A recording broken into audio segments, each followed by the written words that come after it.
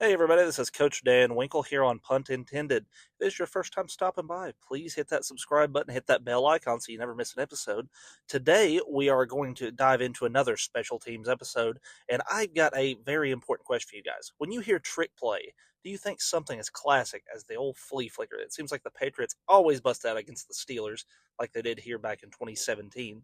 Or do you think it's something a little more historic, like maybe the Statue of Liberty? Boise State beat Oklahoma on back in 2007. Or maybe your mind goes back to the biggest game in sports, the Super Bowl, when the Eagles busted out the Philly special on New England. It's been replicated many times since this very game. Or maybe you're just thinking of whatever the heck the Lions are up to, like when they faked a stumble on a dive play just to hit them with a Y leak there. Or just a few days ago when they busted out what the toss shovel pass, I don't even know. Ben Johnson's a madman. But folks, I'm talking about special teams fakes. And I know what you're thinking.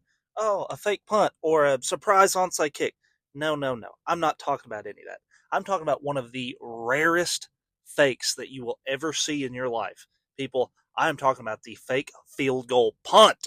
And the earliest example I could find of it was here in 1985, and maybe this is why it's not as well known because this goes absolutely disastrously for the Bengals. But leave it to them to try it again almost a decade later and have it go almost the exact same way. I'm beginning to think this is the reason people don't really think of this play is because it didn't really work that early on when people were trying it. But let's see how it goes for Clemson here in 2009. They got a long field goal here with a junior kicker. Wind's kind of swirling, so maybe we'll pit him in there inside the 10. Little surprise here. The problem with that is Georgia Tech was very ready for this, and they returned it on Clemson right down the pipe. Never stood a chance. That was bad. And now you're thinking, why are you showing us this? Well, here's some that work. The Texans done it a couple times. This time they actually pinned the Buccaneers inside the 10 here in 2019. That's nice to see. Then they managed to pull it off the very next year against the Browns. Super windy game. There you go. Here's one that works. It's nice to see because they actually pin them inside the 5. I was beginning to think this play never worked, and that's why no one ever talked about it. And here's one that the Chargers busted out in 2020, actually, a little fake field goal punt. Long field goal, why not try to pin them? Takes a good bounce. They actually end up having to return it with a linebacker, and that's a pretty good spot to be in if you're a punt team. Well, I guess a field goal team in this instance. And then we'll go back to one that ends very poorly here in a FCS championship. I think that's supposed to be a fake, and the kicker just said heck with it, and they end up going touchback. Didn't really work out for them. And then you just look like a big dummy when you could have just kicked a field goal, but I don't make those calls. So I get that the success rate isn't necessarily high, but I don't think we've seen a big enough sample size to just write off this play. But I do, however, think there are a few reasons that you don't really see this happen as much anymore in college or the NFL. I think that as the sport has gone on, you're getting less guys like your Pat McAfee's and your Matt Boschers and guys like that that handle both duties in college. Not to say you would need a massive leg to do this, because you would be doing this on the opposite side of the 50. So you'd really kind of just need a pooch style punt. But there's less people who are specialized and able to do it.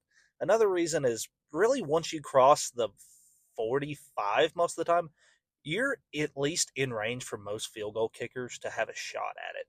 And I don't really know if you'd want to risk 3 points versus a touchback and 0 points out of it if you don't manage to pin them inside of the 10-yard line. Also, it's kind of something you would need in very special conditions like swirling wind, outdoors, and a lot of teams are moving to dome style stadiums. So I think that's probably why you don't see it. It's such a special thing that you don't really see people try a whole lot just because it's such a specific type of fake to try. I do think it's something that's worth some practice times for teams to try. I think it could be very useful in a special situation. I'm shocked that the Bill Belichick Patriots never really tried it that much, to be honest. But football being one of the biggest copycat sports in the world, I wouldn't be shocked to see someone try it and then you see it popping up all over the place. It's not something I could see a team try more than 2 times in a season, but I do think it would be worth a team giving it a shot to see if that would work for them and give them an advantage. And you would always, in the back of your mind, if a team's lined up for a long field goal, it's like, ooh, should we even try to go after this? Should we put a guy back just in case? I think it would really make a difference for some teams to put something like this in their arsenal. But tell me what you think. If you like what you saw, drop a like, comment, and subscribe. Make sure to tell us what you want to see, because Coach Dan Winkle is a man of the people. Signing off here at another episode of Punt Intended.